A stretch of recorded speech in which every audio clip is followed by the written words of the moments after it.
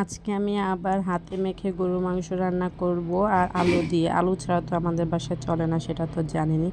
যাই হোক, এখন হচ্ছে আমি মাংসটা খুব ভালো করে ধুয়ে একটা কড়াইতে নিয়ে নিলাম। আর কড়াইতে সব মশলা একসাথে দিয়ে তারপর হাতে মেখে কষিয়ে রান্না করব মাংসটা।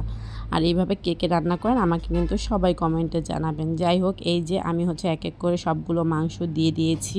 এখন হচ্ছে আমি পেঁয়াজ কুচি কুচি দিয়ে দিলাম। আর পেঁয়াজ যত বেশি দিবেন তত কিন্তু মাংস মজা হয়। আমি হচ্ছে পেঁয়াজ কুচি কুচিগুলো দিয়ে দিলাম। বেশি করেই পেঁয়াজ কুচি কুচি দিয়েছি, কারণ হচ্ছে পেঁয়াজের দেখা যায় মাংসতে বেশি দিলেই ভালো লাগে। এই যে আদা রসুন বাটা আমি একসাথে ব্লেন্ডার করে রেখেছিলাম, আদা রসুন বাটা একসাথে আমি দিয়ে দিচ্ছি।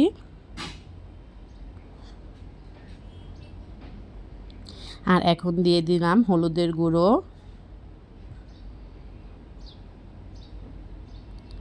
তারপরে আমি হচ্ছে দিয়ে দিব এখন হচ্ছে মরিচের গুঁড়ো,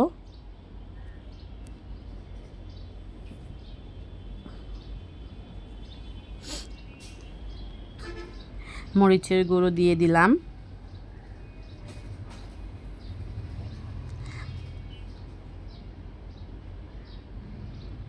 স্বাদ মতো লবণ দিয়ে দিচ্ছি।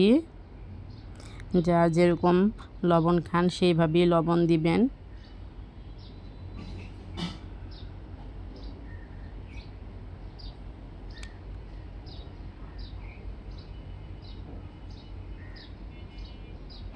আর এখন দিয়ে দিব হচ্ছে আমার সেই স্পেশাল হাতে বানানো সেই মশলা। আমি কিন্তু এই মশলাটা কিভাবে বানিয়েছিলাম সেটা কিন্তু আমার হচ্ছে ইউটিউব চ্যানেলে দেওয়া আছে, চাইলে আপনারা দেখে আসতে পারেন। আমি কিন্তু এই মশলাটা কিভাবে সংরক্ষণ করি আপনারা সবাই দেখতে চাইলে আমার ইউটিউব চ্যানেলে ঘুরে এসে দেখবেন। আমি এইখানে হচ্ছে সব রকমের মশলা দিয়ে তারপরে বানিয়ে রাখি। যাই হোক, এখন হচ্ছে আমি দিয়ে দিলাম সরিষার তেল।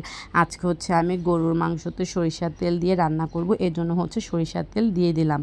আর গরুর মাংস হচ্ছে সরিষার তেল দিয়ে রান্না করলে অন্যরকম একটা স্বাদ আসে, এজন্য হচ্ছে আজকে আমি সরিষার তেল দিয়ে গরুর মাংস একেবারে রান্না করব। এই যে আমি হচ্ছে ভালো করে হাতে মেখে নিচ্ছি, সব মশলার সাথে মাংসটা হাতে মেখে নিচ্ছি। যত মশলাই দেই না কেন দেখা যায় হাতে মাখা মাংসটা কিন্তু অন্যরকম একটা স্বাদ আসে। আমি হচ্ছে হাতে মেখে সুন্দর করে তারপর হচ্ছে আমি মাংসটা রান্না করব। এই যে আমি খুব সুন্দর করে কিন্তু হাতে মেখে নিলাম মাংসটা।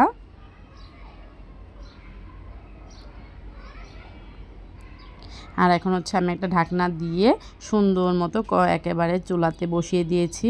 আর বারবার হচ্ছে মাংসটা নেড়ে চেড়ে নিচ্ছিলাম।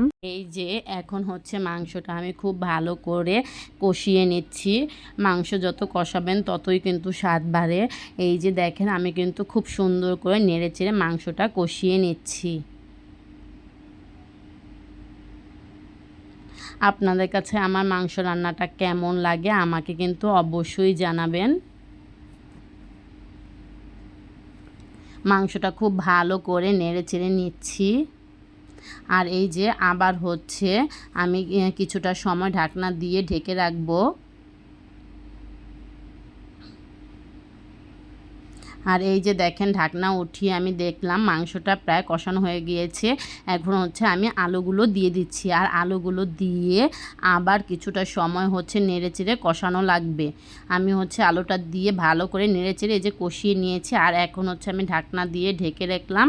আর এই যে আমার হচ্ছে কষানো হয়ে গেছে। আমি হচ্ছে ভালো করে কষিয়ে আমি হচ্ছে কিছুটা পরিমাণ দেখা যায় আমি পানি দিয়ে দিব সিদ্ধ হওয়ার জন্য। এই যে আমি পানি দিয়ে নিয়েছিলাম। এখন হচ্ছে আমি ভালো করে নেড়ে চেড়ে নিচ্ছি সিদ্ধ হওয়ার জন্য।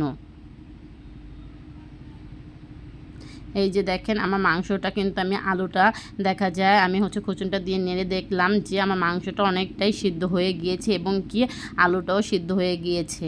আর আমি এর জন্য ভালো করে নেড়ে চেড়ে নিচ্ছিলাম। এই যে দেখেন ওই ফাঁকে হচ্ছে আমার মাংসটা পুরো একেবারে ঝোলটা টানানো হয়ে গিয়েছে। আর মাংসটা কিন্তু পুরোপুরি রেডি হয়ে গিয়েছে।